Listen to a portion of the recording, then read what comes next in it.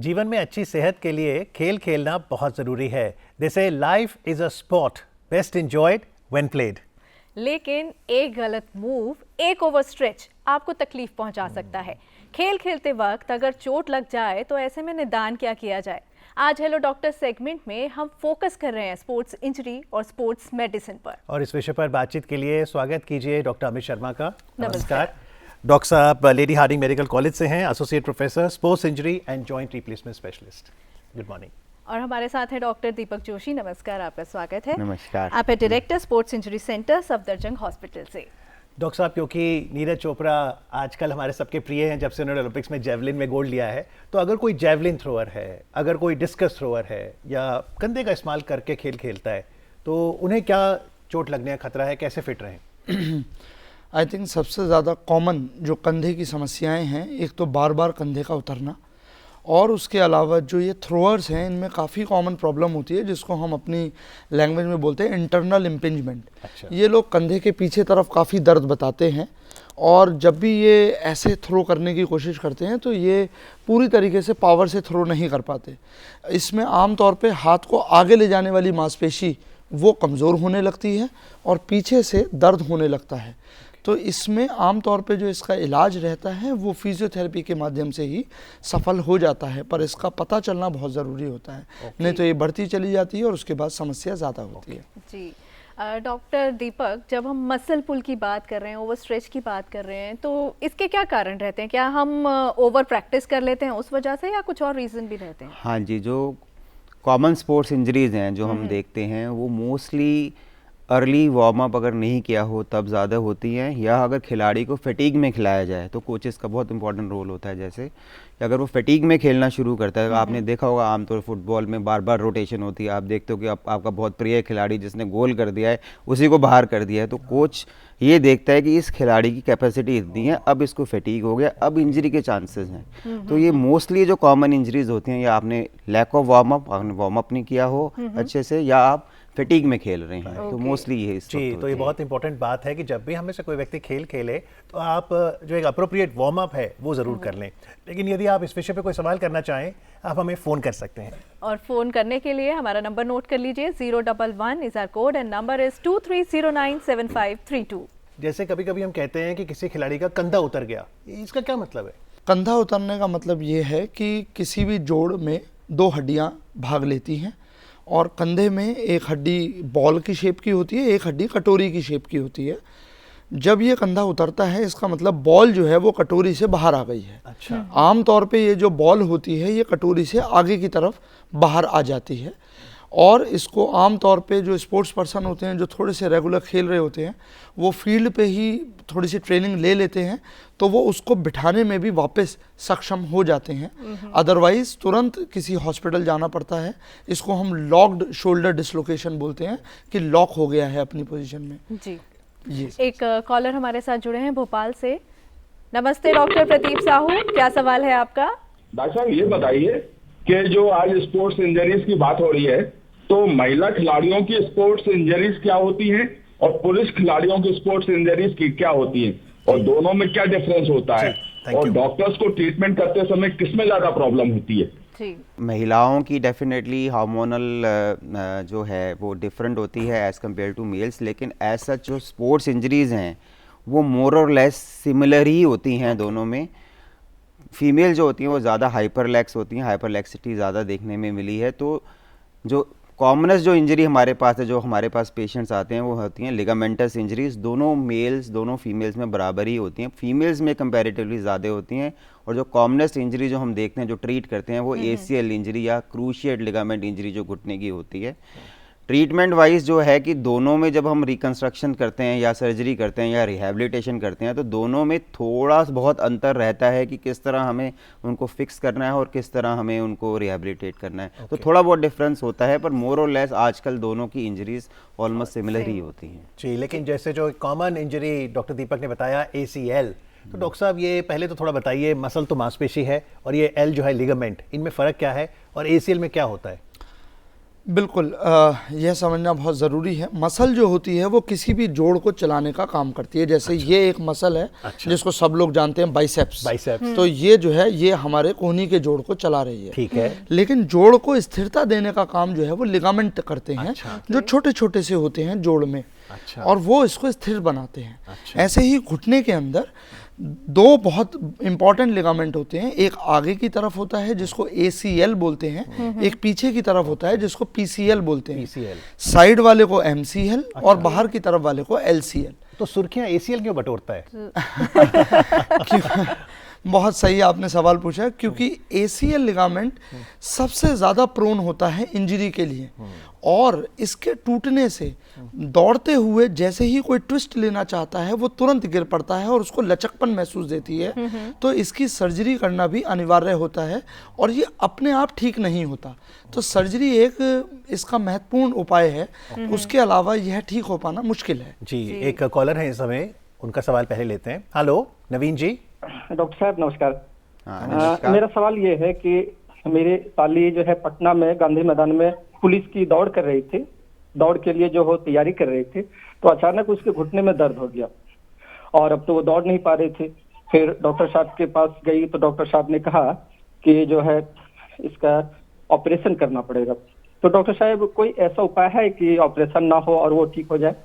सी depend करता है, अगर डॉक्टर ने ऑपरेशन बोला है तो कुछ देख के एग्जामिन करके ही बोला होगा। बाकी एग्जामिन करके अगर लिगामेंटस इंजरीज है या ACL इंजरी जो कॉमनेस जो बता रहे हैं कि चांसेस हैं ACL इंजरी या जो मेनिस्कस होती है, जो गद्दी होती है घुटने में, या उसमें भी चोट लग सकती है। अगर दोनों कंडीशन में जनरली सर्जरी की ज़रूरत होती है। अगर पूरे लेवल पे आपको खेलना है या पूरे लेवल पे रनिंग करनी है या आपको कुछ फोर्स ज्वाइन करनी है तो वो लिगामेंट की सर्जरी करना ज़रूरी है। ट्रीटमेंट अगर पार्शियल है, लिगामेंट अगर पूरी तरह नहीं टूटी हुई है, तब इसका इलाज डिपेंडिंग कि खिलाड़ी या प्लेयर किस लेवल पे खेलना चाहता है या उसका खेल एग्जैक्टली क्या है। सपोज करो कोई शूटर है, कोई तीर कमानी कर रहा है प्लेयर, तो उसके लिए लिगामेंट ACL की सर्जरी उतनी ज़रूरी नहीं है जितनी फुटबॉल प्लेयर के लिए या रनर के लिए है। तो ये पेशेंट टू पेशेंट या player to player definitely vary करेगा। तो लेकिन अगर डॉक्टर ने बोला है इनको सर्जरी करने के लिए तो ठीक ही बोला होगा, अदरवाइज ये किसी अगर सर्जरी करनी है डॉक्टर साहब ACL में, अगर वो टूट गया है धागा, तो फिर आप कोई और लिगामेंट से लेते हैं, कैसे करते हैं? लिगामेंट नहीं लेते, क्योंकि जैसे मैंने आपको बताया कि लिगामेंट तो सारे जोड़ों के अपने स्पेशल हैं। राइट। तो हम जो मांसपेशियां होती हैं वो जब बोन से कहीं पे जाके अटैच होती हैं तो वो एक रस्सी की तरह बन जाती हैं, उसको हम बोलते हैं टेंडन। तो टेंडन लिया जाता है आमतौर पे हैमस्ट्रिंग जो पीछे की मांसपेशियां हैं उनका टेंडन, या पैर में जाने वाली एक मांसपेशी होती है जिसको पेरोनियस करके कहा जाता है। ये दो कॉमन टेंडन हैं जिनको हम लेते हैं और उसको ACL की शेप में आकार देके और उसको घुटने के अंदर डालते हैं। तो ये टेंडनाइटिस क्या चीज़ है? टेंडनाइटिस मतलब कि उस टेंडन में स्वेलिंग आ गई है। तो ये भी आमतौर पे स्पोर्ट्स पर्सन में बहुत होता है, जैसे बहुत ज़्यादा दौड़ लिए तो डेफिनेटली आप अपनी कैपेबिलिटी से अगर ज़्यादा काम करेंगे तो वो सूजन उसमें आ जाएगी।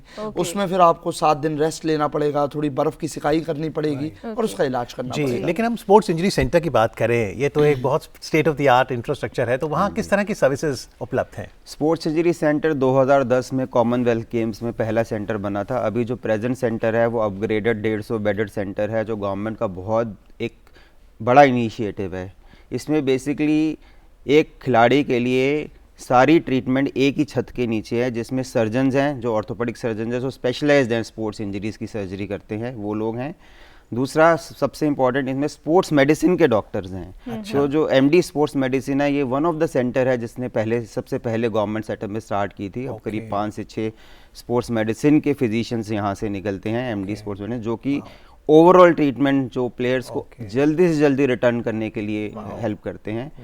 दूसरा रिहैबिलिटेशन है, जो इक्विपमेंट्स हैं यहाँ पे जैसे बायोमैकेनिकल लैब हो गया, अंडर वाटर ट्रेडमिल है, एंटी ग्रेविटी ट्रेडमिल्स हैं, तो बहुत ही लेटेस्ट इक्विपमेंट्स है जिससे खिलाड़ी बहुत जल्दी रिकवर करके अपनी फील्ड पे जा सकता है। पंजाब से हमारे साथ एक कॉलर जुड़े हैं।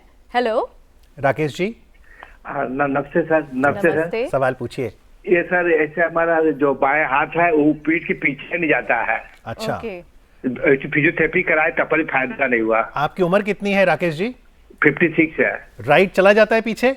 जी हाँ, राइट चला जाता है सर। जी डॉक्टर साहब। पीठ के पीछे हाथ का ना जाना आमतौर पे ये कॉमन प्रॉब्लम है जो कि मोस्टली पेशेंट्स को फ्रोज़न शोल्डर की वजह से होती है, जिसमें कंधा जाम हो जाता है।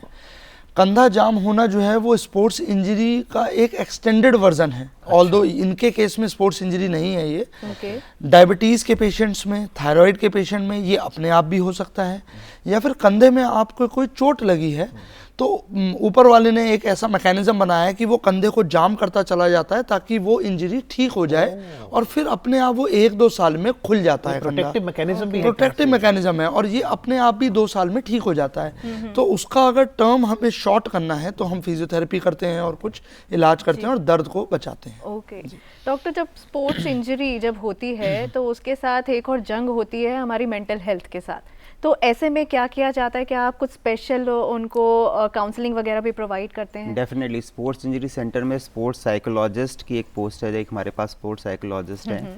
तो कई बार क्या होता है कि प्लेयर्स बहुत ही निराश हो जाते हैं खेलने के बाद, क्योंकि कोई कंपटीशन आ रहा है, कोई इंपॉर्टेंट कंपटीशन आ रहा है, तो उनको बेसिकली ये हमें समझाना पड़ता है कि ये तो एक छोटी सी कंपटीशन है जो वो मिस करेंगे, आगे बहुत बड़ा करियर है। तो ये स्पोर्ट्स साइकोलॉजिस्ट का बहुत इंपॉर्टेंट रोल है। और कई बार तो कई टीम्स के साथ तो साइकोलॉजिस्ट होते हैं जो कि उनको इंजरी बताना डॉक्टर नहीं बताता है, साइकोलॉजिस्ट उनको एक्सप्लेन करते हैं कि क्या इंजरी है और कितनी जल्दी आप रिकवर कर सकते हैं। तो ये बहुत इंपॉर्टेंट है मेंटल हेल्थ। इसलिए तो कहते हैं स्पोर्ट्स बिल्ड्स कैरेक्टर, क्योंकि कभी कभी आपको लॉन्ग टर्म बेनिफिट के लिए शॉर्ट टाइम सैक्रिफाइस करना पड़ता है। That's all part of recovery, क्योंकि आप शांत रहेंगे तो रिकवरी भी अच्छी होगी। डॉक्टर साहब, एक और वर्ड आता है स्लैप टीयर, अब इसका चाटे से तो कोई लेने देना नहीं है। बिल्कुल, तो स्लैप टीयर बेसिकली जैसे कि हमने अभी दर्शकों को बताया कि बाइसेप्स एक बहुत इंपॉर्टेंट मसल है।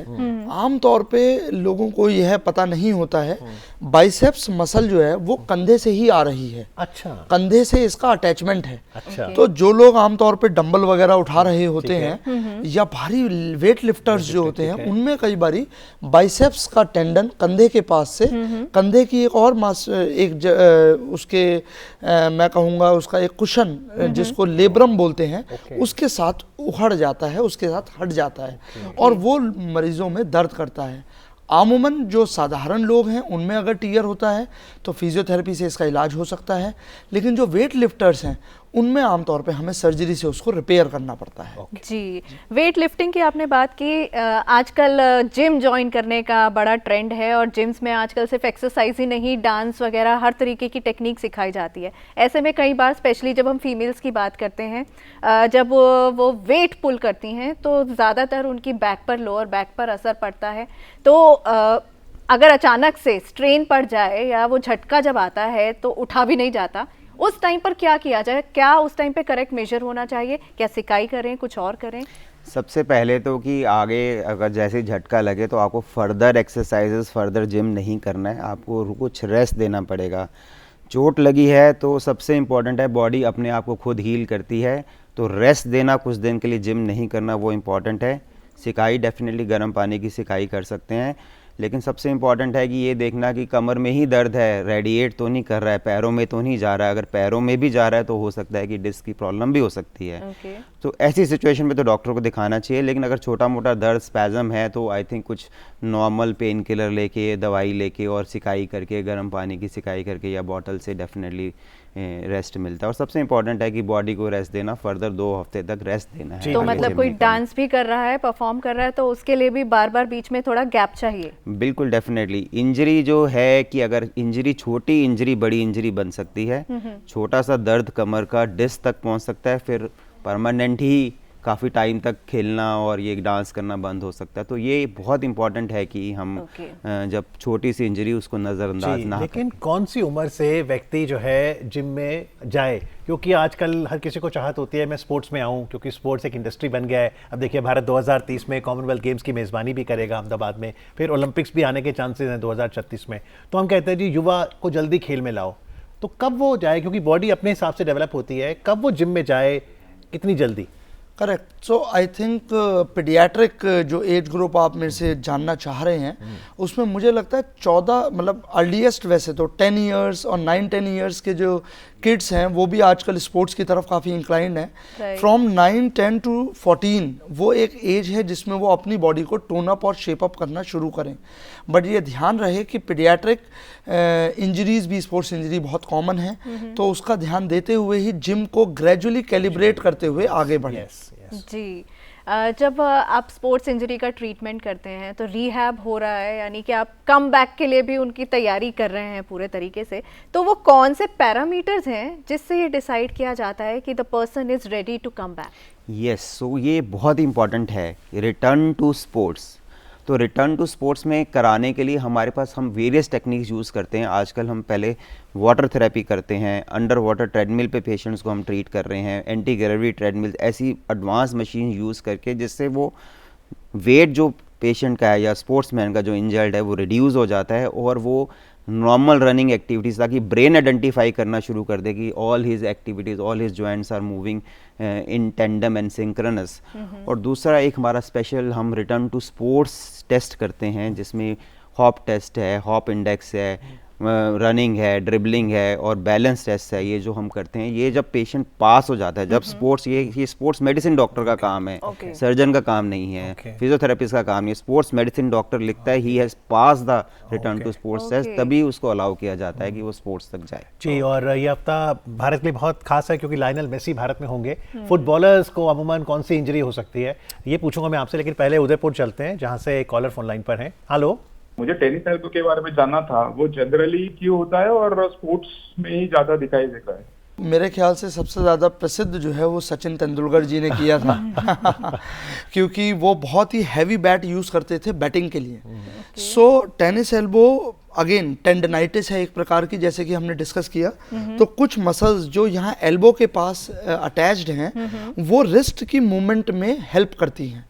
तो अगर आप कोई भी मूवमेंट ऐसी कर रहे हो जिस पर रिस्ट पे बहुत ज्यादा प्रेशर पड़ रहा है, जैसे सचिन तेंदुलकर बैट चलाते थे हैवी, या फिर इवन महिलाओं में जो रोटी बनाना, ये बहुत कॉमन प्रॉब्लम है, स्क्वीजिंग, कपड़े निचोड़ना, इनसे भी प्रेस हो गया, हैवी प्रेस चलाने वाले लोग, ऑल दोज वर्क जिनमें रिस्ट का बहुत ज्यादा काम है और वो अपनी क्षमता से ज्यादा कर रहे हैं अगर, तो उसमें यहाँ पे सूजन आ जाती है, अंदरूनी सूजन, जिसको ठीक करने के लिए फिर डेफिनेटली फिजियोथेरेपी और दवाइयाँ और डॉक्टर्स फिर आप। टेनिस में तो टेनिस एल्बो है, फुटबॉल में भी ऐसा कुछ होता है? फुटबॉल में भी बहुत सारी इंजरीज है, टेंडनाइटिस हो सकती है। अच्छा। बेसिकली है कि रिकरेंट इंजरीज हैं, वही उसी बार बार जो चोट लगती रहती है। डॉक्टर साहब, मुझे कभी कभी लगता है, हम देखते हैं ना गोलकीपर ने ऐसे हाइट से रोक लिया या किसी खिलाड़ी ने, तो ऐसे तेज से फुटबॉल लगती है, ब्रेन इंजरी नहीं हो सकती उससे? जनरली होती नहीं है क्योंकि ये वेल ट्रेन होते हैं। फुटबॉल में बेसिक इतनी हैवी नहीं है कि डेफिनेटली उससे ब्रेन इंजरी हो जाए, कंकशन हो जाए डेफिनेटली, लेकिन क्रिकेट बॉल से हो सकती है। सो दैट्स वाई इतनी प्रोटेक्टिव गियर्स पहननी पड़ती हैं। अदरवाइज फुटबॉल में अगर होती तो उनको भी पहननी पड़ती, अदरवाइज फुटबॉल में देखा नहीं गया है इस तरह तो की। क्रिकेट में जब बॉल लगती है तेजी से तो व्यक्ति आता है ऑन फील्ड, वो जरूरी है, मैंडेटरी है, क्या पूछता है वो उस समय खिलाड़ी से? सबसे पहले तो उसका जीसीएस देखता है, उससे मतलब कॉन्शियस ओरिएंटेड है कि नहीं है देखता है। टेस्ट करेगा कि कितनी उंगलियां हैं, दिख रहा है, सब कुछ दिख रहा है, कि कोई कंकशन ना हो गया हो, कोई बेहोशी टाइप की चीज़ ना हो रही हो, मतलब सेंसेस में है। ये सबसे इम्पोर्टेंट है जो पेशेंट देखा जाता है, उनको देखा जाता है। तो मतलब अब तो मैंडेटरी है, आपने देखा होगा कि ऑस्ट्रेलियन एक क्रिकेटर की सडन डेथ हुई थी, उसके बाद अब तो बहुत मैंडेटरी है कि माइल्ड भी इंजरी है, कुछ भी हुआ है तो फिजियो आएगा, कोई डॉक्टर आएगा और पूछेगा ये सारे सवाल। और बहुत सी चीजें तो फिजियो ऑन स्पॉट ठीक भी कर देता है, स्प्रे वगैरह लगाकर। वो कौन सी चीजें हैं? माइल्ड इंजरी जैसे होगी, जैसे आपने बताया कि मसल स्पैज्म हो गया है, मसल पुल हो गया है, तो मैजिक स्प्रे है, जो मेडिसिन हैं जो लगाते हैं, जो कोल्ड भी होती हैं, जो एंटी इन्फ्लेमेटरी भी होती है, जिससे इमीडिएट रिलीफ मिल जाता है ताकि खिलाड़ी खेल सके। लेकिन वो डेफिनेटली डिसाइड करना पड़ता है। अगर फिजियो को या डॉक्टर को या स्पोर्ट्स मेडिसिन डॉक्टर को लग रहा है कि इंजरी बहुत सीवियर है तो आउट ऑफ फील्ड भी लिया जाता है। और वहीं जब हम बॉक्सिंग या रेसलिंग की बात करते हैं, स्पेशली जब फ्री स्टाइल बॉक्सिंग है, तो उसमें तो इंजरीज के बहुत ही चांसेस हैं, तब क्या किया जाता है, कैसे सारी चीज़ों को, क्योंकि मल्टीपल फ्रैक्चर्स भी होने के चांसेस रहते हैं ऐसे में? करेक्ट। आई थिंक बॉक्सिंग में सबसे कॉमनली जो फ्रैक्चर्स हैं आपके फेस के आसपास के, आपके चेस्ट के अराउंड फ्रैक्चर्स बहुत कॉमन होते हैं।